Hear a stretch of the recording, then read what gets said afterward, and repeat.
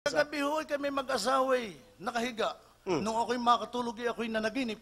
Nanaginip ka? Ang panaginip ko, ako'y namatay. Ako'y nagpunta sa langit. Sa panaginip mo? Oo. Pagdating ko sa langit, sabi ni San Pedro, buhay ka pa. Oh, bakit daw? Sabi ko kay San Pedro, bakit ho?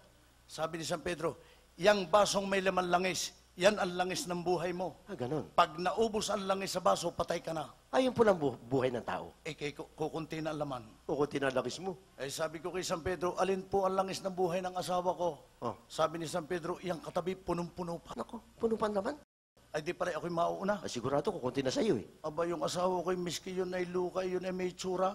Oh. Ay, di pag ako'y nauna, di yun ay may tutungit doon. Uy, tarantado ka nung ano, may tutungin pa. Kaya ang ginawa ko'y dinaya ko si San Pedro. Ano dinaya mo? Ang ginawa ko'y sinasalo ko ng kamay yung baso ng aking asawa.